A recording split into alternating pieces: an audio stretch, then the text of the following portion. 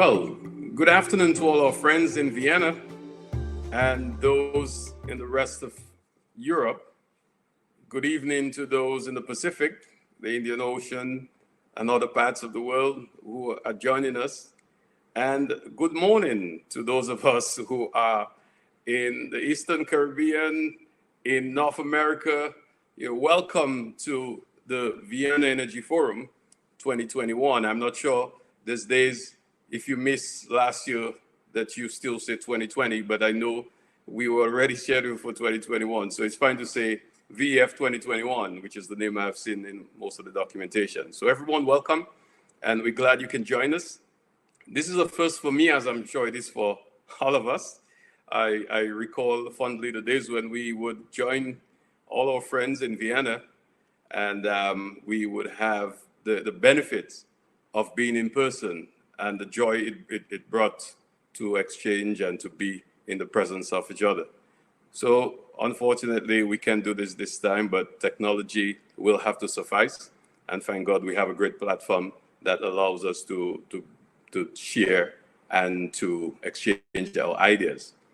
So it is my pleasure to welcome everyone to this side event, establishing an ocean energy platform as a marketplace to support SIDS and coastal nations to deploy ocean energy. My name is Vince Henderson. I'm Dominica's ambassador to the United States and permanent representative to the OAS. I'm also one of the co-founders of SIDS and ACRE in the Caribbean, also serve as the first chairman of both institutions. So we're happy to join our friends at UNIDO. And also a special welcome to Steven Sickers from UNIDO.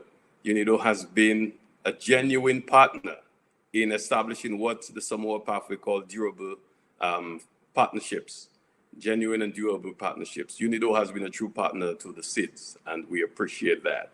So this event is organized in partnership with UNIDO, SIDS, and I want to say a special good morning to Secretary General of the SIDS and the umbrella of the Global Network of Regional Sustainable Energy Centers, GENSEC program of UNIDO.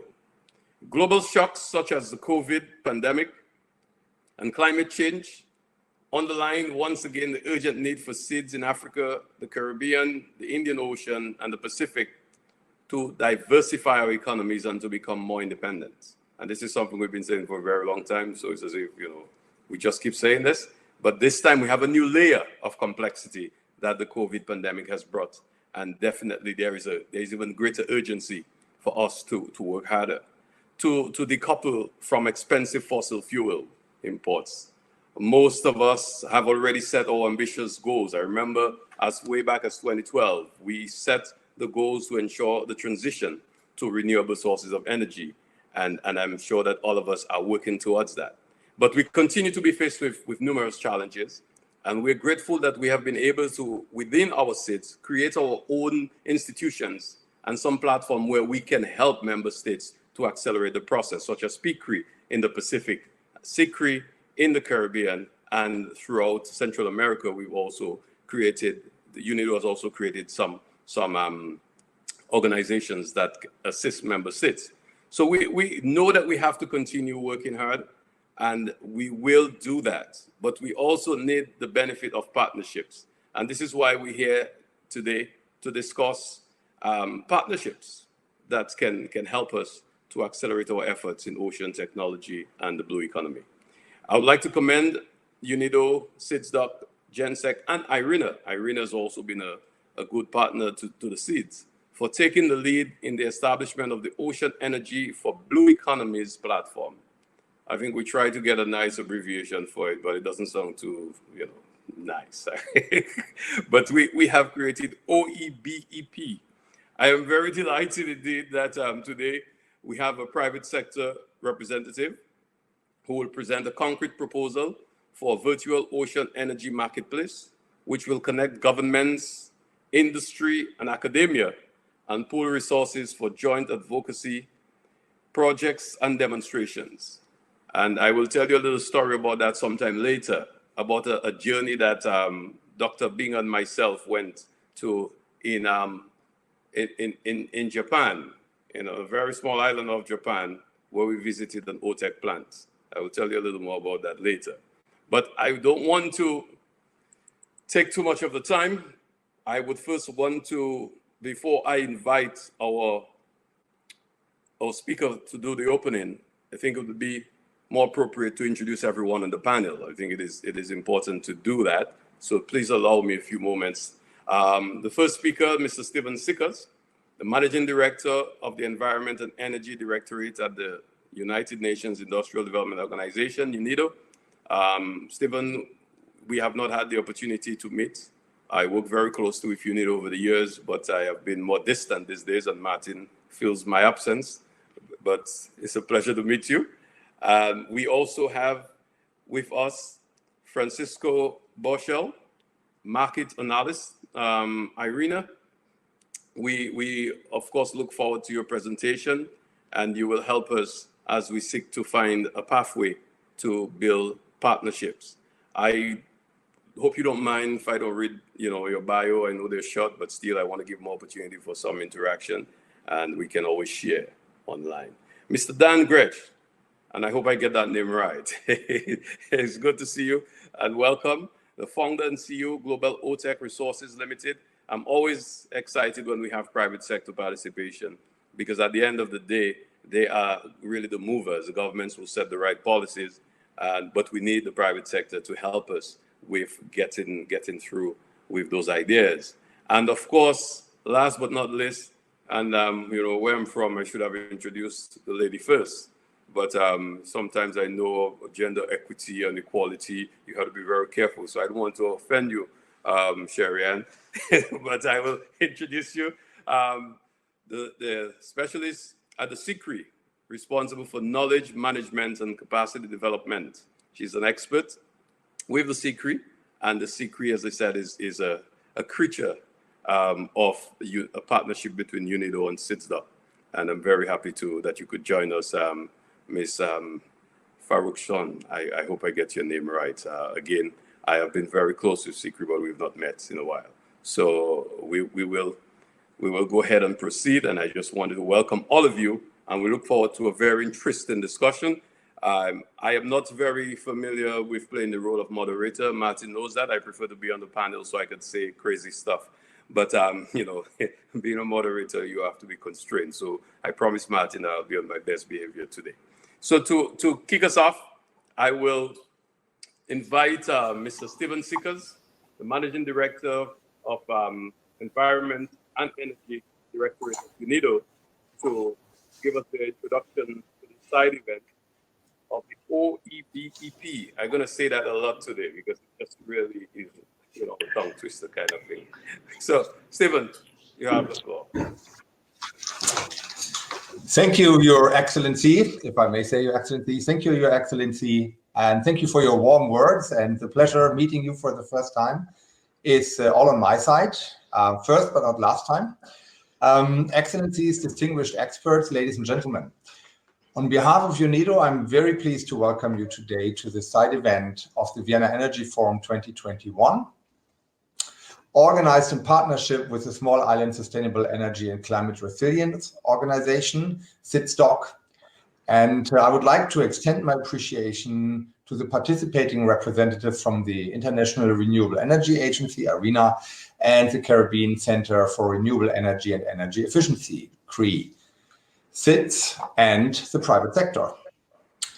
Our meeting today will be exploring ocean energy technologies and how such frontier technologies can be part of SIDS clean energy transition pathways while contributing to economic diversification, greenhouse gas emission reduction, and protection of the marine environment simultaneously.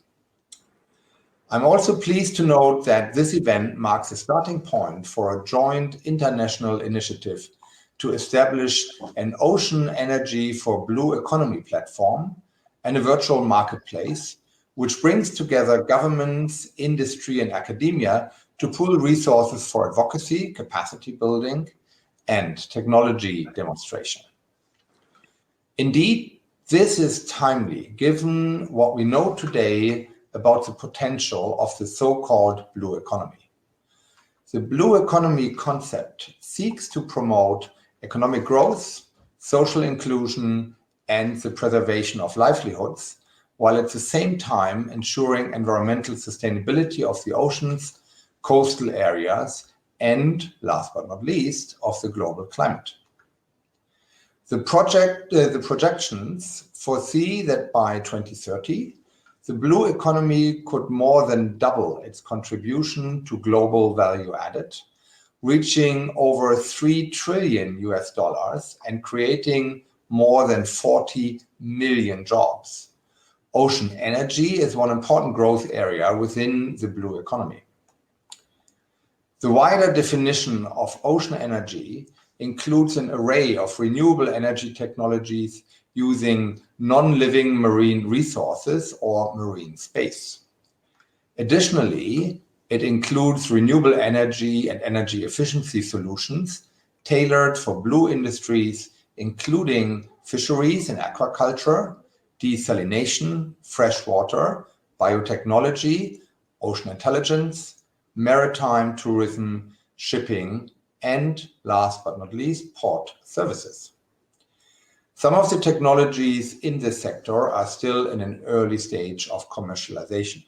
Therefore, rapid scale-up of efforts to move from niche applications to broader deployment will be needed in order to achieve economies of scale and drive down costs.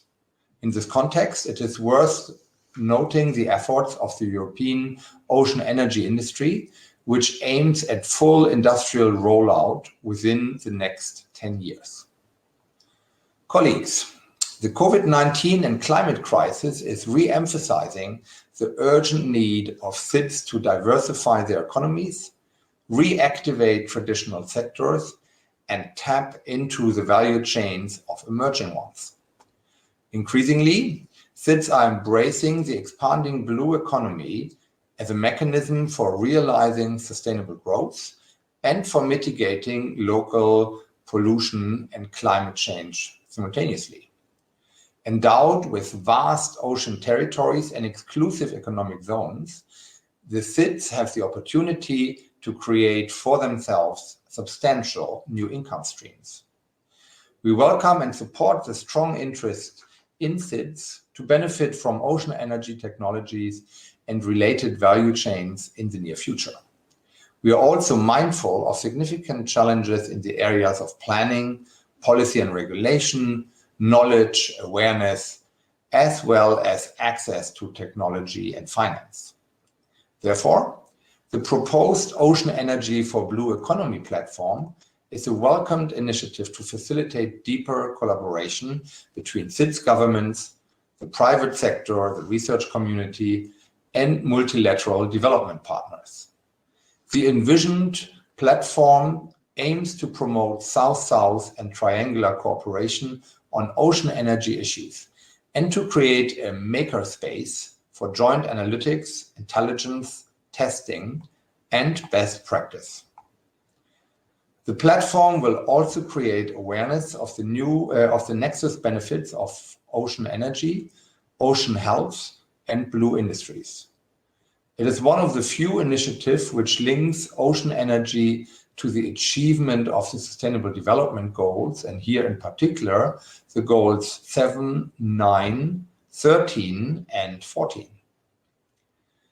The mobilization of risk capital for technology demonstrations in SIDS will be an important step, and the platform should aim to make this happen. Current funding in the sector has been limited to public research and development funding, while recognizing the need for more support to spur investments from the private sector. Therefore, the platform will have an important role to play in advocating for increased funding and investment in feasibility studies and demonstrations in SIDS.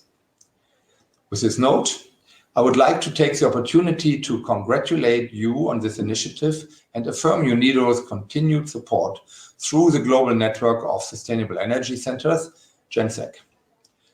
Thank you very much for giving me the floor, and let's have an interesting set of discussions. Back to you, Your Excellency. Yeah, well, thank you very much, Mr. Seegers. And one of the things One of the disadvantages of using this platform is that we have to mute our mics, so it's difficult to give any feedback while we speak. I think that that takes away some of the real life kind of experience. But thank you very much. And once again, I really want to thank UNIDO for its leadership and its genuine and durable partnership with SIDS. I just want to, before I invite Mr. Boschel from IRENA to make his contribution, I just want to indicate that we, as SIDS, and we like to say, we're really not just small island states. And I remember our friends in the Pacific always, made that point. We are large ocean states, and we have tremendous resources in our oceans and seas. And it is time that we really harness those resources in a practical way. And I think over the years, we have been, to some extent, I don't want to say to be rude and say distracted, but we've been so focused on the low-hanging fruits of solar, of wind, that we have neglected the kind of investments and the kind of efforts that we need to put in our oceans to ensure that we can, in fact, have really sustainable energy. So, having said that, I would like to invite our friend, Mr. Boschel, from IRENA to, basically share with us what IRENA has been up to and what is it IRENA is proposing in order to assist us to move, to harness more our ocean resources. So you have been deeply involved in several flagship reports of the IRENA Collaborative Framework and Ocean Offshore Renewables. Mr. Boschel, I've been informed.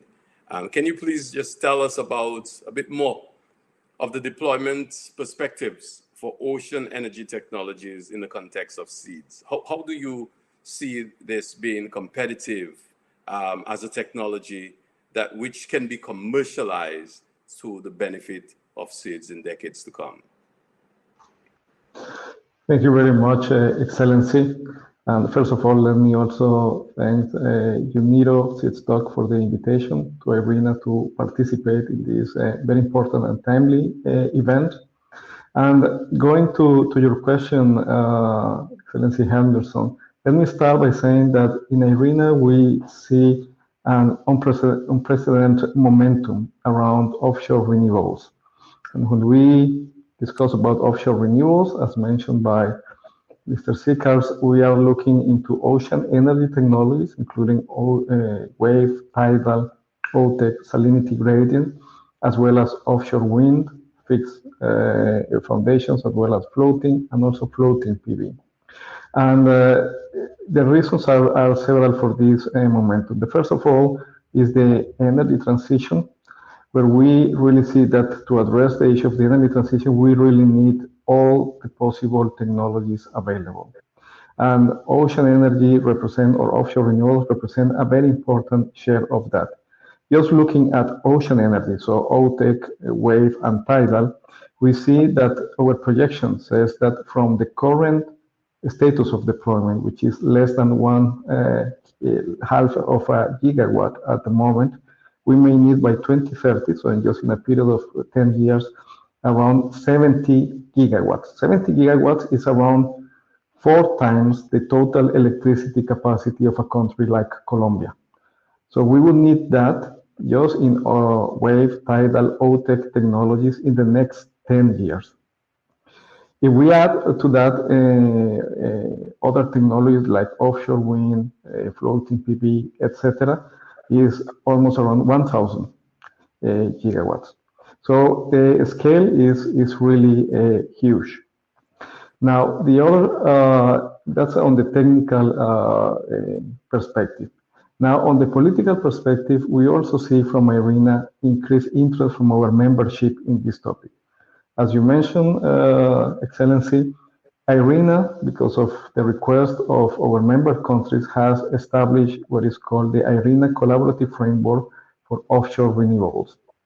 This is a platform for government-to-government collaboration and exchange of good practices on how to deploy ocean energy and offshore renewables globally.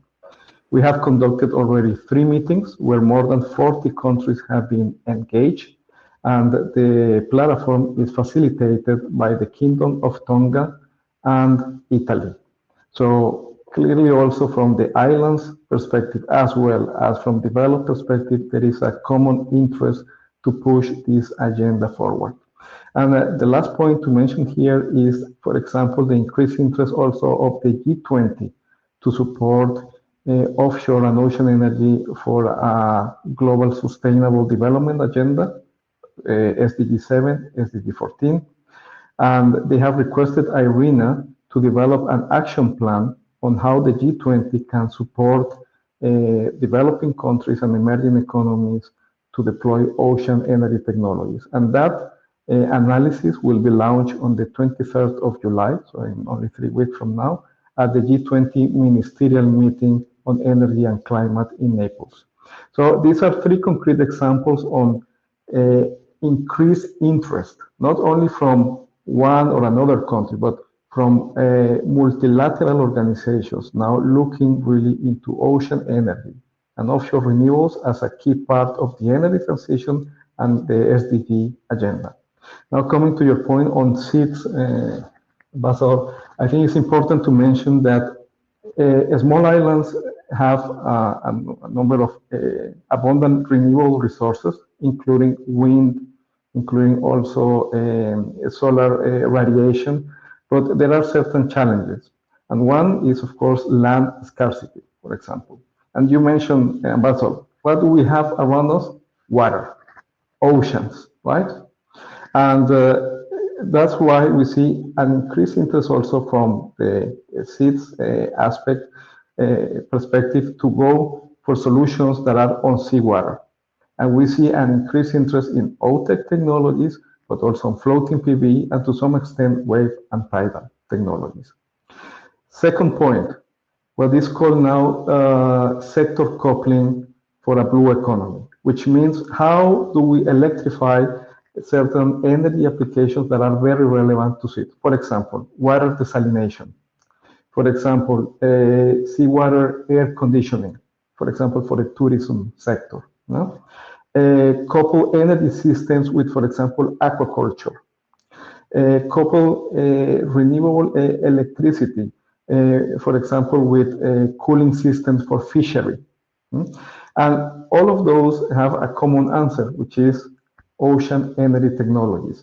So we need to start thinking also about ocean energy technologies and the business case, not only as an electricity generation technology that sells kilowatt hours, but also that provide services. So cooling services, air conditioning services, cubic meters of potable water, desalinated potable water, etc. And then the business case is enhanced, and we have an innovative business model by companies like, for example, the one from Dan. We have met in previous events. I'm very happy to see you, Dan, again, that he will explain us all these opportunities. So second point, the sector coupling perspective. And the third point is about cost effectiveness. So we know that at the moment, ocean energy technologies have a higher cost than, for example, other conventional technologies. We are talking around 20 to 40 US dollar cents per kilowatt hour. But now that we see a pipeline of large projects, this cost will continue to be reduced. And we expect that in the next 10 years, we may reach levels around perhaps 10 to 12 US dollar cents per kilowatt hour. May look a little bit higher than other conventional renewable energy technologies, but let us keep in mind that many of these beautiful islands, they have to import these very long distances and have electricity tariffs between 40 to even 60 US dollar cents per kilowatt hour. So in that sense, these technologies already bring an energy solution that is independent or enhance the energy independence and security of island territories, because it doesn't depend on importing fuels, but it's a locally harnessed resource. And second, bring the cost lower because they are locally harnessed, don't need to go through all the overhead costs. So with that, I would like to stop here my intervention, Ambassador, giving this these points why we see a strong business case for ocean energy, particularly for SIDS. Thank you. Thank you, Francisco. Francisco, I'm encouraged by what IRENA is doing, but I totally agree with you that we really need to look at appropriate technologies for SIDS. And I think that's what we have actually not done enough. And I'm happy to see that IRENA is getting busy in that regard. I know some years ago we started the Lighthouse Initiative with IRENA for SIDS, and recently I myself participated in a discussion on initiatives within the Caribbean region through the Lighthouse Initiative, and also in this collaborative framework that we're now developing. How does IRENA see itself, being really involved in those processes, taking concrete actions to ensure that we can advance ocean technology? Energy technology. Thank you, Ambassador. Yes, we have 3 initiatives with us quite relevant in this context, and starting from more the high level to the more implementation one. So the first one you mentioned, Ambassador, is the collaborative framework on ocean energy and offshore renewables. This is a platform, as mentioned before, for a dialogue and exchanging good practices between countries on what are the right regulations, policy instruments to support the deployment of ocean energy. So the first message is to encourage also governments from SIDS to engage in this collaborative framework to get access to the latest developments and discussions around how to support ocean energy deployment. The second is more at focus at SIDS, which is the one you mentioned, Ambassador, is the SIDS Lighthouses. And this is an initiative which is tailored to SIDS, where IRENA goes with a group of experts, assess the local situation, and provide tailored recommendations on how these technologies, or what is needed for these technologies to be implemented at a scale in these territories. So this is the second point. And the third one, which is even more looking into the implementation, is the climate investment platform. This is now that we are discussing about virtual marketplace. This is also a virtual marketplace where I see a lot of synergies with the new proposal on ocean energy for a blue economy. It's a marketplace with the same philosophy. So project developers posing their proposals in this virtual marketplace, investors coming with financial resources ready to invest, and there is this matchmaking in the climate investment platform to align the two of them to the matchmaking, and these project proposals result in funding. So it would be great to also have a dialogue on how the new proposed marketplace on ocean energy for blue economy and the IRENA climate investment platform could perhaps join forces to have even strengthened the case to get these projects on ocean energy, particularly in SIDS, funded and implemented. So these are the 3 concrete initiatives I would like to mention, Ambassador. Well, that's encouraging, Francesco. We look forward to working with IRENA, and I'm sure SICRE and PICRE would be delighted, as well as ICRE, or members, especially Cape Verde, will be very happy to work with IRENA, because in fact we are the ones who need to push this, because we're the ones who benefit the most. So thank you very much, Francesco. We'll talk a little later about this, but I am excited to hear what Dan has for us. Dan, I understood that you have been doing a lot of great stuff in OTEC, ocean thermal energy conversion, looking at OTEC projects in SIDS. You have been doing a lot of great stuff, and I know Dr. Binger must be very happy. Dr. Al Binger must be happy, the happiest man today, because we actually having a platform to discuss this, and because he's been a lone soldier. Well, I joined him a bit, but he's been a lone soldier pushing OTEC for decades. The first time I met him, he was talking about OTEC, and that's like 20 years ago. And to date, we've not seen much movement. So Dan, please tell me that you have some good news, that we have something to look forward to. So go ahead with your presentation. Thank you, Your Excellency. Dr. Binger is certainly a visionary. You represent him well. I will endeavour to support the organisers, SIDSTOC, UNIDO, IRENA and the GNSECs in moving the high-level proposal, which I will present now, into a widely agreed upon, credible brief for a platform. I'm going to do the scary technical bit and share my screen with you. Can someone shout if they can see a slide full screen? Yeah, transitioning? it looks good. It looks good. Excellent. Well, Excellencies, distinguished guests, colleagues, thank you for making the time to attend this event today. Thank you to the organisers of the Vienna Energy Forum and Wolves Digital for putting on a brilliant, well-organised virtual event. It's an honour to be here to represent my company and our sector.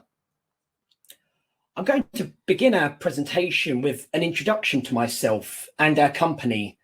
I think this is important to give you some context as to why I'm here on your screens today. I'll tell the story about why we started Global OTEC, the opportunity that we noticed and the path which that set us on. And then I'll outlay a baseline for what I believe to be a useful ocean energy platform concept. I was born when atmospheric CO2 levels were at 349 ppm. My grandfather was an immigrant from the island of Malta seeking medical treatment for tuberculosis. He came to Essex, just east of London, in the 1950s and settled down here. The sea was a provider to where I've grown up. It brought food, tourism, leisure. It helped define our cultures. So I feel some commonality with island people. I myself am an island person. Much of our coastline where I live is under threat from climate change. By the year 2030, we're expected to suffer the loss of land and displacement of our people. Growing up, I wasn't very academically successful. Whilst I didn't fail, I didn't really live up to my expectations. And it wasn't until I entered the world of business and work that I started to realize my passion for learning and problem solving. For some years, I managed a team responsible for selling fashion brands such as Gucci and Louis Vuitton. And one evening, I was watching David Attenborough's Frozen Planet. It was On Thin Ice, an episode which documented the ice caps collapsing into the sea. I felt an immediate call to action.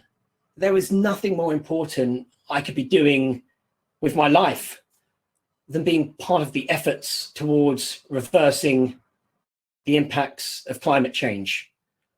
And I immediately quit my job. Now, 2014 was a very different world. The narrative about climate change was not nearly as urgent as it is today.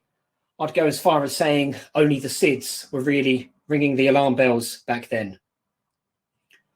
I researched where I could have a meaningful impact on the development of an emerging clean technology. There was a positive trajectory with solar, wind, batteries, all household names. And then I came across OTEC, Ocean Thermal Energy Conversion. And I thought, why is nobody talking about this? Conventional renewables seem to have a resource or efficiency barrier. Nothing was quite perfect. But the ocean thermal is 24/7. You can't switch off the ocean. My theory was that progress was slow because of the concentration of the resource. OTEC wasn't going to power Europe or Silicon Valley. And this is where much of the funding for research and innovation had been concentrated. I decided that I would use my position here in the UK and Europe to further the development of what I believe to be genuinely the most exciting and unique renewable energy solution. Now, some of you might be asking, what is this OTEC? And I need to put my biases on the table because I'm not speaking strictly for our company, but I'm representing the entire OTEC sector, certainly the private sector. So I think it's important to start with the technology as a whole before speaking specifically about our interests. For anybody new to the concept, OTEC uses the ocean's natural thermal gradient, the difference between warm surface seawater and cold deep water, to drive a power producing cycle. There are four main products: electricity, potable water, food, and AC, also known as SWAC or seawater air conditioning. There are others, but these are where the bulk of research and development have been focused. The key point to make is that the ocean thermal is 24/7. This resource can be harnessed without interruption, with almost 100% availability. So in terms of output, OTEC does not really compare to solar or wind nearly as much as it does to nuclear or geothermal. OTEC has been demonstrated in both onshore and offshore forms. Each has different pros and cons, depending who you ask.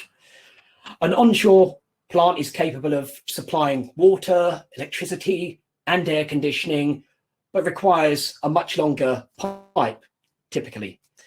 An offshore plant can be smaller and economical, but it has to transport an electrical output over a longer distance using a subsea cable.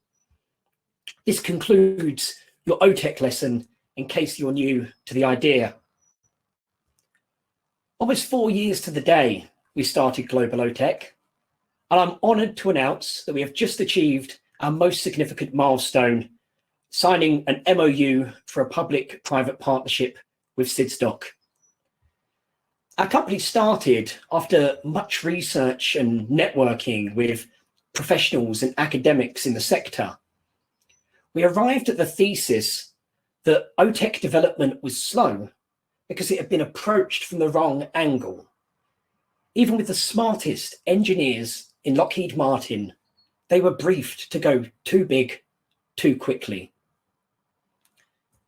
An Asian Development Bank report from 2014 on OTEC, I think, demonstrates or illustrates where efforts had been focused on commercializing larger systems.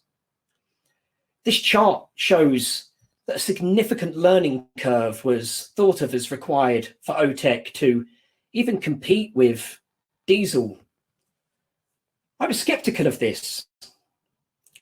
We knew how much the components for a 100 kilowatt onshore facility cost. And we knew that onshore facilities required longer, more expensive cold water pipes, as well as land. Our theory was that these smaller plants were never designed with an end user in mind. They were just a rite of passage through the R&D process to get to these mega scale 50 and 100 megawatt projects, which were designed to supply the United States grid, by the way, so scale was integral. Now, while I respect that ambition, hundreds of millions, even billions of dollars would have been needed to reach these commercial capacities, and that was going to leave OTEC resigned to the past. We thought that if a 1 to 2 megawatt plant could be economical, it would be the ideal starting point for mass production using a lot of off-the-shelf equipment from the oil and gas sector. And supplying small tropical islands who bear some of the highest energy costs in the world would be an ideal starting point for a business plan. So we thought, let's find this out for ourselves. We raised £500,000, hired a crack team of engineers with backgrounds in both OTEC and offshore oil and gas. And the question we asked them was very specific. Can small-scale OTEC be cheaper than diesel? After an 18-month project, baselining a floating OTEC structure, the power cycle, and a lot of focus on the cold water pipe, we found the answer, and I'm pleased to share with you today. Yes, we can deploy small-scale OTEC systems with a considerable cost saving versus diesel fuels. And this can be a catalyst for sustainable development in small islands. Now, we're not the only party optimistic about OTEC, I'd like to talk to you about Kumajima Island in Japan. Most of you will be aware that Kumajima Island in the Okinawa prefecture of Japan is home to one of the world's few OTEC demo facilities. Okinawa faces some of the similar challenges to SIDS. Whilst Japan as a nation is developed, Okinawa is made up of 150 islands, lying about 400 miles south from the rest of Japan. It faces similar challenges on the grounds of energy security and threats from sea level rises. This groundbreaking research center in Kumajima has paved the way for 100% self-sufficiency renewable energy vision. The blue in these charts depicts OTEC. Operation of this test facility has given Kumajima's leadership the confidence that over 50% of its renewable energy will come from OTEC, split between 1 megawatt on land and 5 megawatts of floating. Which makes me think, what if every small island developing state shared insights from this facility? I believe that we would see the majority of SIDS with energy roadmaps like this. Don't you think we're getting towards the rationale for closer collaboration between policymakers and technology developers? How does this all relate to the Global Ocean Energy Platform, or the GOEP, if you prefer that acronym? I think despite many well-intentioned efforts, much of the work in OTEC around the world over the previous decades has been executed in silos, geographically speaking. Yearly OTEC events have been important in bringing professionals together and facilitating the exchange of knowledge. But I believe we're entering a time where something beyond a yearly in-person event is necessary. We have 10 gigawatts, 10,000 megawatts of installed fossil fuel capacity to replace in the SIDS, where the need is beyond urgent, markets with some of the highest energy costs in the world. And I believe if we work together more effectively and attract new talent, we can address this much faster. Now, I thought deeply about the challenges I faced in the OTEC sector over the last 4 years. And I believe some of these stem from fragmentation of people, of information and resources. I believe there's a disconnect from the decision makers in a government and policy level and project financiers who issue billions in grants to facilitate the transition to net zero. We need to bring this together. My proposal for an online energy platform is means for facilitating collaboration between and amongst these groups, as well as making information more easily accessible. I do not believe we need to reinvent the wheel. So working with researcher Matthew Campbell, a Masters of Environmental Technology student at Imperial College London, we looked into existing platforms which set out a similar mission. We analysed these platforms, we noted the pros and cons, and I'm pleased to share with you some of our highlights from this piece of work. The Startup Energy Transition, or SET, is a global innovation platform supporting innovation in energy transition. SET is implemented with the conviction that a sustainable future is directly linked to innovative business models and political will. The platform promotes an international competition advertised for startups and young companies worldwide who are working on ideas affecting the global energy transition and climate change. The platform allows corporations to scout for innovation and for startups to find customers, partners, investors. We noted that SET's networking tool, designed to facilitate these connections, as most useful and applicable to the ocean energy platform that we envisage. Here I have created my organizations page and personal profile. There are sections for explaining your problem and solution statement, business model, market descriptions. You're able to post offers and respond to requests. Both offers and requests are listed in a sort of classified ads area. Users can filter by the geography, product category, even technology readiness level. I could foresee Global OTEC posting a request for a geotechnical engineer to execute a study. I could also foresee Global OTEC responding to a request from the government of the Bahamas to lead an OTEC feasibility study. I can go into these posts, find more information. This person hasn't been too generous with information, but you can put a lot more there. And then you can respond to the contact point through the platform, and you can begin your dialogue on that topic. I believe that a networking tool like this, exclusive for actors in the ocean energy sector, would be very useful and facilitate collaboration and innovation. Now, facilitating connections is important, but providing information and context to the challenges which need to be solved is just as crucial. I like to call these grand challenges.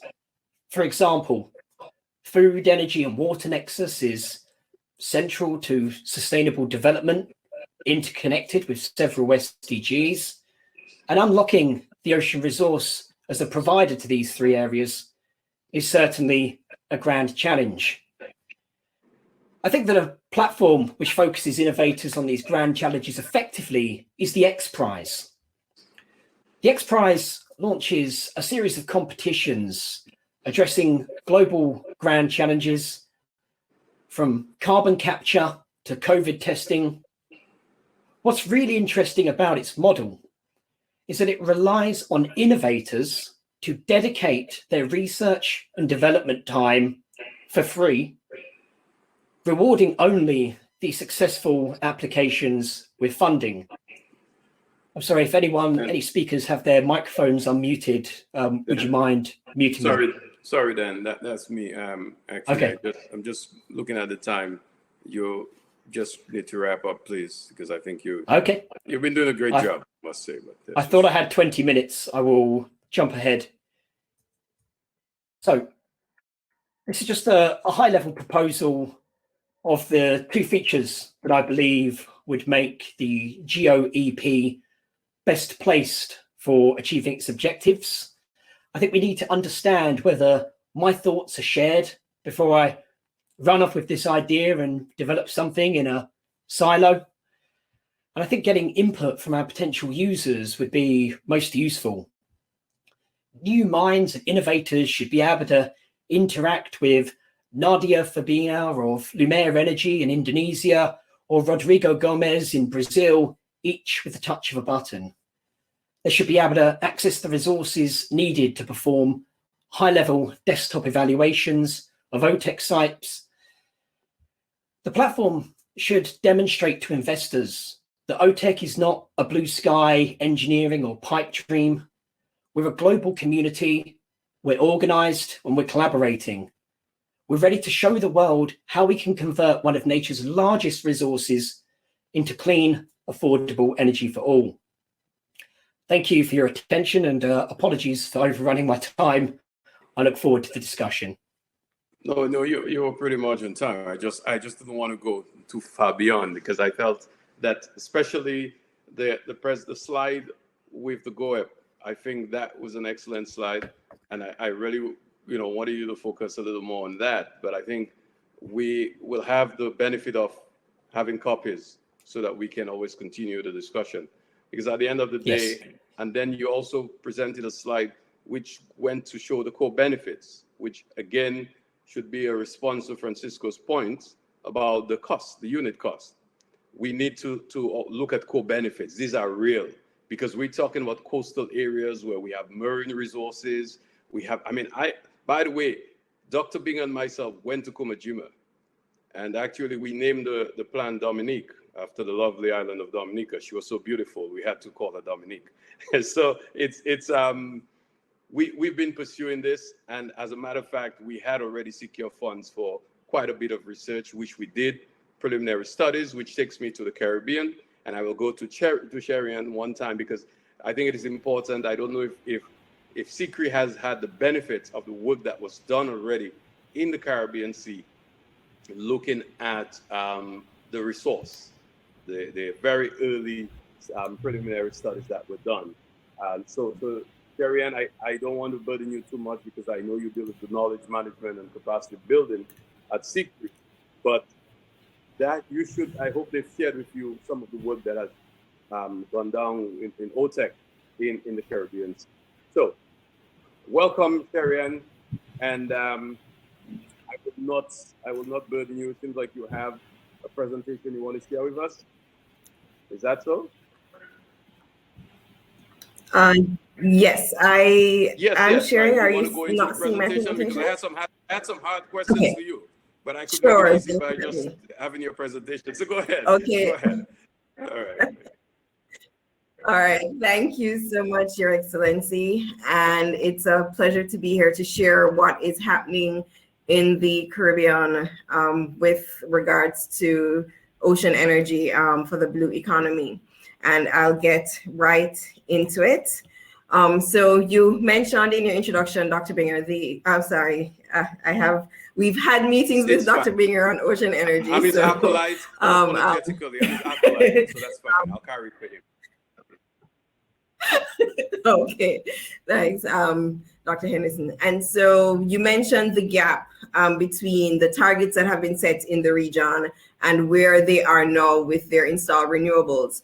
And you also commented on, we've been using the low-hanging fruits, solar, wind, hydropower, which is a legacy technology in the region, primarily to solve these challenges and to meet those targets. And so, as you can see, the gap between the blue bars and the red bars, which are the national targets, and the green, which are the regional targets, there's quite a bit of work to be done. And as we look at the ocean energy resources with the SICRE, we are looking not just at the traditional providing energy. So as was mentioned from the colleague from IRENA, we're looking at offshore wind. We're looking at making holistic solutions, so providing fresh water through desalination. Also looking at sargassum seaweed, which is a challenge in the region for tourism and when it washes up on our beaches. But there's work being done to see how that could be used for biodiesel instead. And so we're looking at a whole business model, not just providing energy, saltwater ACs, but also looking at all the different aspects of ocean energy, including aquaculture. And so we're looking at the whole gamut as it relates to ocean energy. And so as we are doing that, we want to ensure that the development is happening sustainably. And so we have access to some of that work that has already been done. And where we're starting now is we're pulling together all of the work that has already been done at the different sites, looking at the different resource potentials that have already been established, finding those ideals so that we can inform the best next steps. So this slide that you're showing here, this is what SICRE has adopted from NREL in terms of our resource development. And this is the path that we will follow so we can reduce the unknowns and therefore reduce the risks and increase the amount of bankable projects that we can have in the region. And to wrap up, because I know you have some questions, highlighting some of what has been said, we're looking at clean water and sanitation for the region. affordable and clean energy, industry, innovation and infrastructure, climate action. It is the ocean, so life below water for sure. But very important is the partnerships that we have to forge to get this done. So we're working with our regional universities network.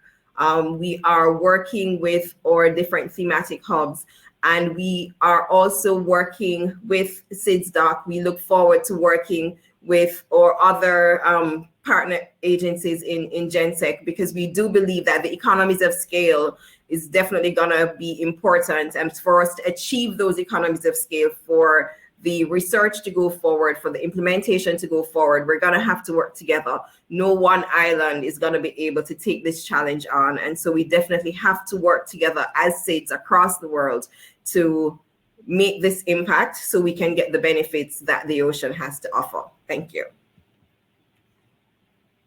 Very good. So you've responded to the questions.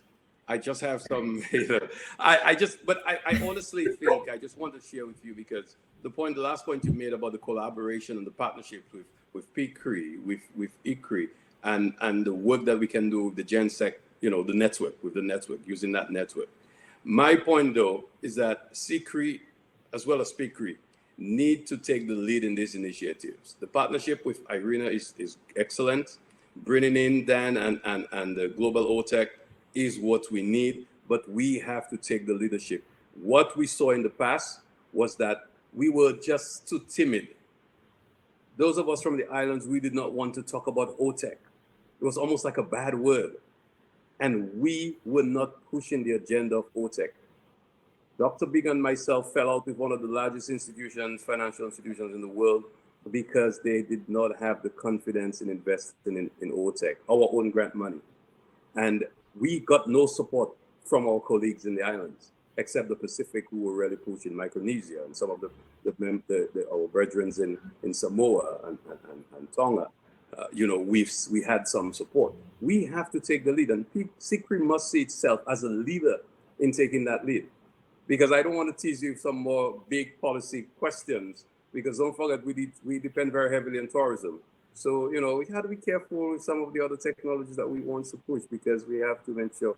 Anyway, I don't want to take more of Mr. Benjamin Martin's time. I know he wants to make his contribution. I remember Benjamin Martin from back in the days of Kumajima and some of the work that was done in OTEC. So my brother, if you want to have any questions, or you want to share something with us, we'd like to invite you now, to either submit, and that's why I asked for the technological support. But I can see your posts, I can see your messages. It's saying hello from Kumajima, and we want to say hello. And if you wish to pose questions now or to make contributions to our panelists, we would welcome that. So Benjamin Martin, I'm not sure if our tech support can tell me exactly how this one would be done. I don't think we reached that far during the prep, but is there anyone who can assist in moving this forward? No? Stephen, we did not get, you don't have any? I fear it is very difficult to promote someone who is listening and actually putting a question in chat to the panel, which is technically probably necessary in order to actually take them. So the only option you seem to have is taking his question and distributing them to us. Okay, so he just said that he was there and he was prepared to work with us and that sort of thing, but he didn't really have any questions per se. We look forward to supporting our members and others connect to these new platforms and initiatives. I think he was talking about the OTEC SWAC and deep ocean water use stakeholders. So thank you very much for that, Benjamin. Brian? Your Excellency, if I could just interject, Benjamin Martin was going to be telling us about the Ocean Thermal Energy Association. I may end up misrepresenting him if I was to introduce it myself, but if anyone is interested in learning more about this, they can go to ocean-thermal.org and read his message in the chat. Okay, well, so thank you very much for that, Dan. And I'm not sure, I would just like to use the last minutes for just wrapping up. And I will give each panelist the opportunity. I know, Stephen, you did the opening. I would also invite you, if you think from the discussion there's anything that you wish to share, and you wish to have the floor. Thank you very much, Your Excellency. I think the contributions to the panel actually brought very well out both the potential and I would say even the need to make the solutions happen, as well as the gap in terms of trust and credibility that is there on the financial side to some degree in order to full-fledged support these to take place. Now, in my opening remarks, I had already pointed out, I mean, what you need is more participation, more power. You said yourself that the SIDS have to become more vocal, louder. And I think in addition to that, we need for this task every voice you can get. And in the opening remarks, I mentioned already that also the European industry is moving forward massively on this type of technology. And I think one of the conclusions for myself is trying to join forces on this to actually move together in terms of creating awareness, creating the ability for finance to understand the pluses, the minuses, the risks, and then move forward with actually putting money on the table.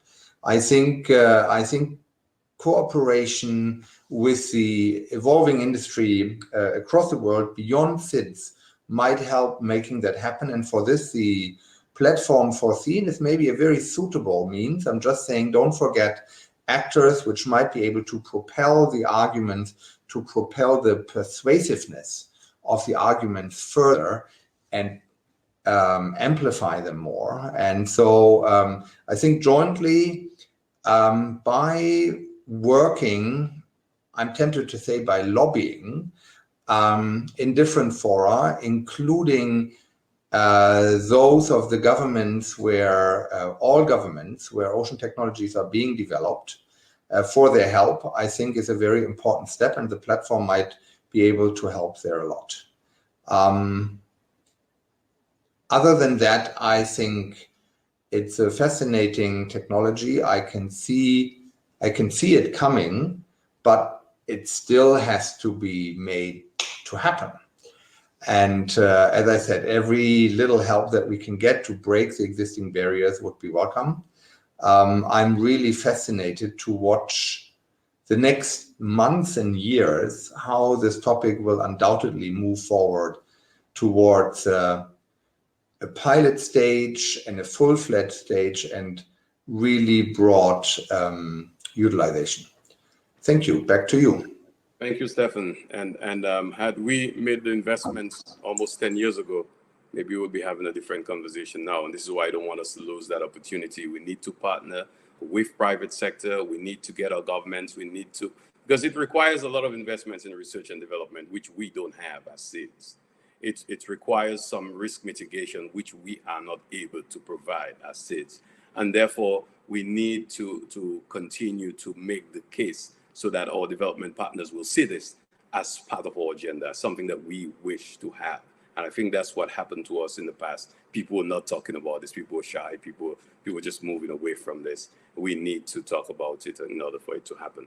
The co-benefits, Francisco, I think is something that we need to look at a little more, examine it, because for this to make sense, we have to look at co-benefits, and it should not be treated like another source of energy just on its own. There are co-benefits that have real value that must be added. So I'm not sure, Francisco, how you wish to address that, and what in your closing remarks you could say, and how we can look forward to greater participation of IRENA in this new agenda.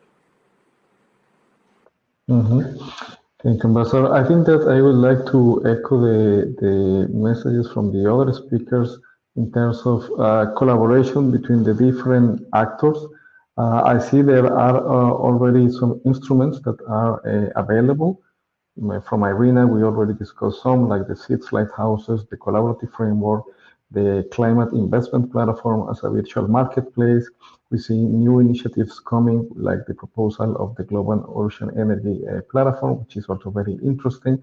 So to see how those can be coordinated and integrated in a way that benefits the users, so the SIDS in this case, as well as the industry. So that's one aspect. And in the case of the innovative business models, I think that what is needed, and I think you mentioned it also at the beginning, is governments to provide just the enabling framework, and then we will have entrepreneurs, like for example, Dan, coming with the right business models to benefit and let's say harness all these services. So I think what is important is to find a regulatory framework that allows to stack all these revenues. So add the selling of kilowatt hours to, for example, other services related to air conditioning or cooling services, aquaculture, etc. So how the different services can be compensated and monetized in order to enhance the business case for these technologies. And finally, a scale up, because we know that with these innovative technologies at more early stages of development, it's very important to accelerate what is called the learning curve, which is what leads at the end to the cost reduction. So it's clear that for every, let's say, gigawatt that you install of a certain technology, the cost will continue to reduce just because of standardization and economies of scale. So it's important to promote this pipeline of projects. In that sense, I think these virtual platforms on marketplaces may also help to, let's say, cluster a bigger demand. So also technology suppliers will have let's say, the benefit of going to bigger markets instead of just small niche markets here and there. So I think all of that was discussed by the different speakers, and I would like just to endorse that. And from IRENA's side, we are happy to support and continue the dialogue with all the partners. Thank you. Thank you, Francesco. Sherian, I am convinced that SICRE has a very important role to play in this initiative, because the Caribbean was actually the leader in pushing OTEC for a very long time. And I don't think we should lose that status. But the work that is being done at SICRE in terms of research and development, looking at the right technologies or appropriate technologies for the Caribbean SIDS, I would like to give you the opportunity to just share with us your parting remarks on how you think SICRE can position itself to accelerate this initiative. Okay, thanks, Your Excellency. So what we are doing now, as I said, we're working with our regional universities network. So we have a number of universities who have an interest. So we've pulled together that team of persons, and we are looking at all the work that has already been done, because quite a bit of data is out there, doing those analyses, and then taking the step of finding those ideal sites and carrying out feasibility studies. So that's the path that we're on now. And we hope to we'll have some results to speak with our private sector partners about investment and development by the end of the first quarter next year. We're very happy to partner, and we look forward to what is going to come. I do have another session, so I will be leaving this panel now. Well, we're leaving. I'm just making Dan wrap up, because Dan is going to make this happen.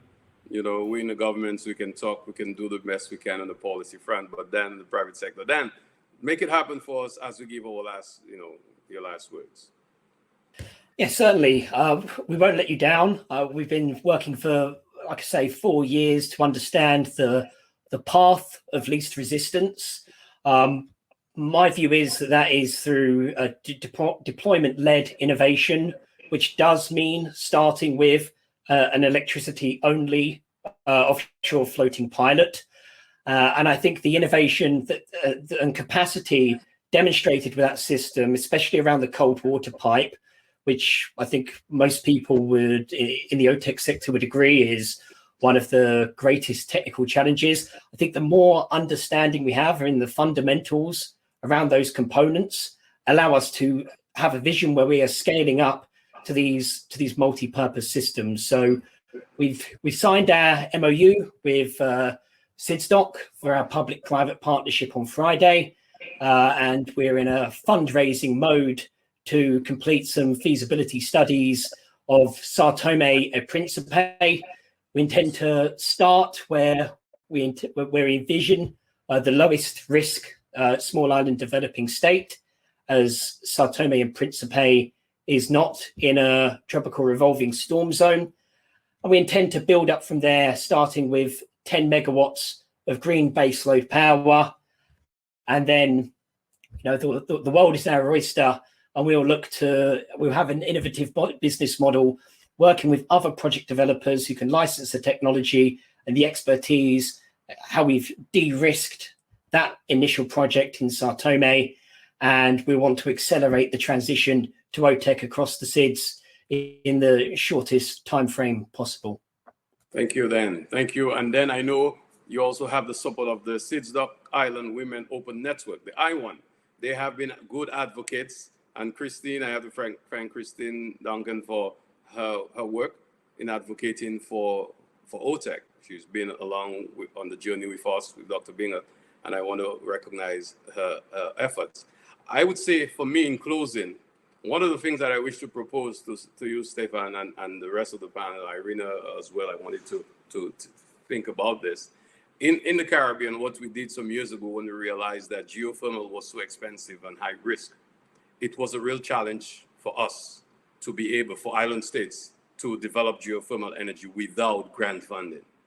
So in other words, in Dominica, I'm leading the process to get our geothermal project online. And by the way, then that's the only reason why we're not pursuing OTEC, because we have base load capacity for geothermal, which has been proven. We have the wells, the production wells are ready. We advance in development. That's the point. We created at the Caribbean Development Bank a special facility. The GeoSmart was created to help to reduce the risk. The World Bank also provided support using IDA funds at the lowest possible cost of funds. It could get 0.75%. That were used to go into geothermal. That's how we're able to get a tariff that is below 10 cents, per kilowatt hour.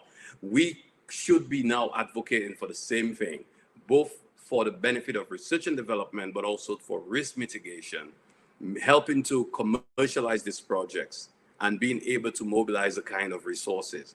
We must make our case. We've seen what the Europeans have done with hydrogen.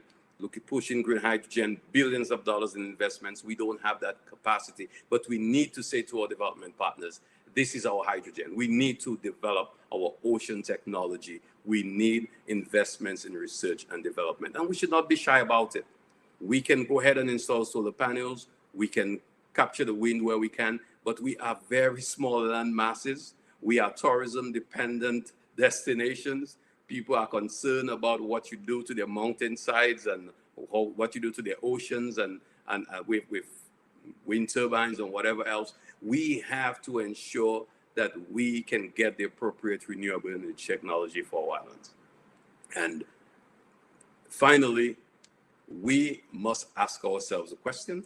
Why is it that 2012, we all gave commitments and our governments showed the seriousness of the commitments by passing the renewable energy policies, and why we still yet to move any significant percentage, in renewable energy? We need to examine those reasons and get the appropriate technology for our island. So that's my last words, and I want to thank you, Stefan Sickles, thank you, and I look forward to working with you.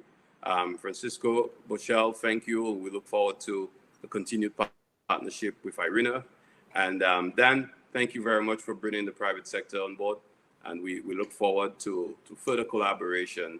And of course, SIDS and UNIDO with the GenSec network will help us to move this agenda forward. And as we launch this platform, I look forward to seeing some real progress being made in the near future. So thank you very much. And thank you all our participants, everyone who joined us. Thank you. We saw your questions. Sorry, could not respond to all of them. But thank you for participating, and we will continue that journey until we can ensure a full transition to clean, renewable energy in our island developing states. Thank you.